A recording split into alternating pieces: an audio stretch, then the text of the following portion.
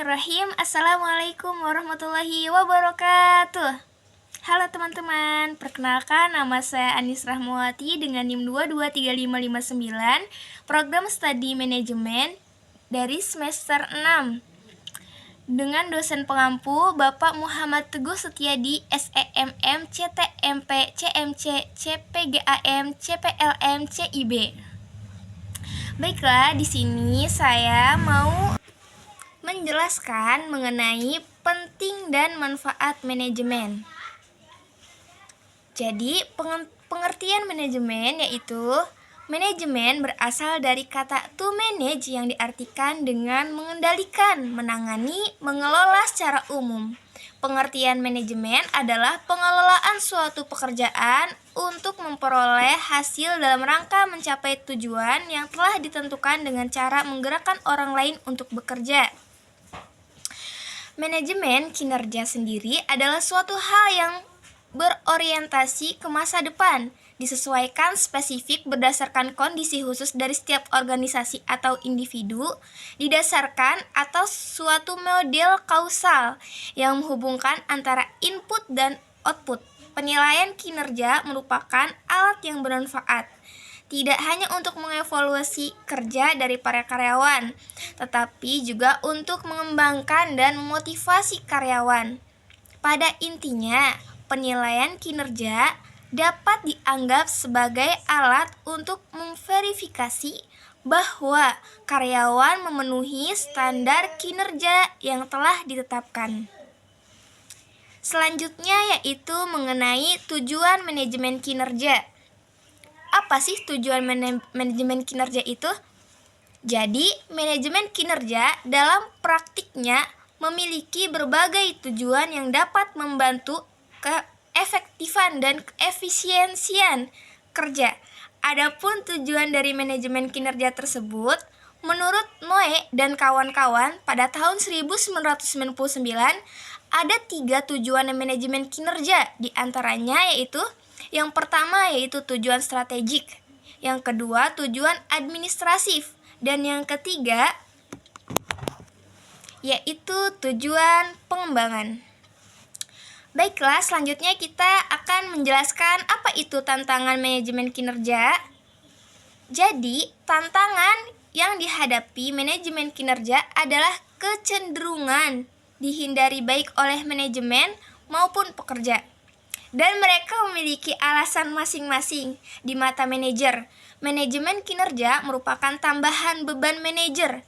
Manajemen kinerja merupakan di samping menjalankan tugas yang selama ini sudah dikerjakan. Sementara itu, di pihak pekerja masih banyak keraguan karena belum memahami sepenuhnya akan manfaat manajemen kinerja bagi dirinya sendiri.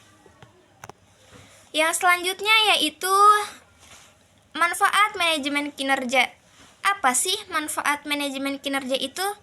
Yaitu hakikat manajemen kinerja adalah bagaimana mengelola seluruh kegiatan organisasi untuk mencapai tujuan organisasi yang telah ditetapkan sebelumnya. Manfaat manajemen kinerja ada 3 di antaranya.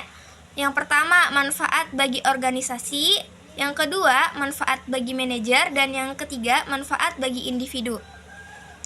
Baik, kesimpulan dari materi yang pertama yaitu manajemen kinerja didefinisikan oleh Bakal pada tahun 1999 sebagai proses komunikasi yang berkesinambungan yang dilakukan dalam kemitraan antar seorang karyawan dan atasan. Jadi, kesimpulan dari manajemen kinerja adalah kegiatan yang mengkaji ulang kinerja secara berkesinambungan untuk meningkatkan dan mengembangkan kinerja lebih lanjut. Terus, tujuan manajemen kinerja yaitu ada 3 macam. Yang pertama, tujuan strategik, tujuan administratif, dan tujuan pengembangan. Manajemen kinerja juga memiliki banyak manfaat sesuai dengan kedudukan masing-masing. Manajemen kinerja bermanfaat untuk sang manajer, karyawan, dan yang paling utama bermanfaat dalam mencapai tujuan, visi, misi, atau organisasi. Selanjutnya yaitu tentang kepemimpinan kinerja. Apa sih kepemimpinan kinerja itu? Mari kita bahas. Pengertian kepemimpinan kinerja yaitu kepemimpinan kinerja adalah efektivitas seorang pemimpin dalam membimbing timnya untuk mencapai tujuan organisasi. Kinerja kepemimpinan dapat diukur melalui produktivitas, keterlibatan karyawan, dan inovasi. Gaya kepemimpinan yang tepat dapat meningkatkan kinerja karyawan pada produktivitas kerja. Gaya kepemimpinan yang dapat memotivasi dan menginspirasi tim untuk mencapai hasil yang luar biasa adalah gaya kepemimpinan transformasional. Selanjutnya yaitu pendekatan sistem dalam manajemen kinerja. Apa sih pendekatan sistem dalam manajemen kinerja itu? Mari kita bahas. Jadi, pendekatan sistem dalam manajemen kinerja adalah pendekatan yang memandang organisasi sebagai satu kesatuan yang terdiri dari berbagai komponen yang saling berinteraksi. Pendekatan ini menekankan pentingnya hubungan antar bagian organisasi. Pendekatan sistem dalam manajemen kinerja dapat membantu manajer untuk mempertimbangkan organisasi secara keseluruhan, bukan hanya bagian-bagiannya secara terpisah. Terus selanjutnya yaitu mengenai konsep manajemen kinerja.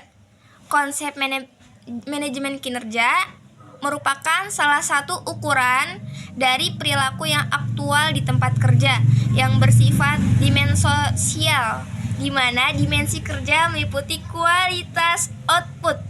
Kualitas output, waktu kerja, kerjasama dengan rekan kerja, para ahli manajemen SDM memberikan definisi mengenai konsep yang berbeda-beda, mengenai motivasi untuk meningkatkan kinerja karyawan, sehingga di dalamnya terdapat makna yang berbeda. Jadi, kesimpulan dari pembahasan yang kedua ini yaitu kepemimpinan kinerja merupakan faktor penting dalam mencapai tujuan organisasi. Pemimpin yang efektif dapat memotivasi dan menginspirasi pertumbuhan, peningkatan produktivitas, keterlibatan karyawan, dan inovasi. Gaya kepemimpinan transformasional adalah salah satu pendekatan yang dapat meningkatkan kinerja karyawan secara signifikan. Dalam kinerja manajemen, pendekatan sistem fokus pada interaksi antar komponen organisasi untuk mencapai tujuan, meskipun ada keterbatasan yang dapat menghambat kreativitas dan inovasi jika sistem terlalu kaku. Selanjutnya yaitu akan kita bahas mengenai pendekatan sistem manajemen. Apa sih pendekatan sistem manajemen itu? Pendekatan sistem dalam manajemen adalah sebuah metode yang memandang organisasi sebagai suatu kesatuan yang terdiri dari berbagai elemen atau komponen yang saling berinteraksi untuk mencapai tujuan bersama. Selanjutnya yaitu manajemen dapat dipandang sebagai suatu sistem terbuka yang berinteraksi dengan lingkungannya dalam proses mengubah input atau masukan sumber daya menjadi output atau keluaran produk, barang, dan jasa. Lingkungan input merupakan aspek yang terpenting dalam suatu sistem terbuka. Lingkungan tersebut merupakan tempat asal sumber daya sekaligus umpan balik dari pelanggan yang berdampak terhadap output organisasi. Umpan balik yang berdampak terhadap output organisasi dalam lingkungan memberikan masukan bagi organisasi tentang seberapa baik organisasi memenuhi kebutuhan masyarakat secara luas tanpa adanya keinginan konsumen untuk menggunakan produk-produk organisasi. Sangat sulit bagi organisasi untuk beroperasi atau bertahan di bidang usahanya dalam jangka panjang. Selanjutnya yaitu performance management strategies, yaitu strategi manajemen kinerja adalah penghubung antara bagian manajemen perusahaan dengan para pekerja atau staf.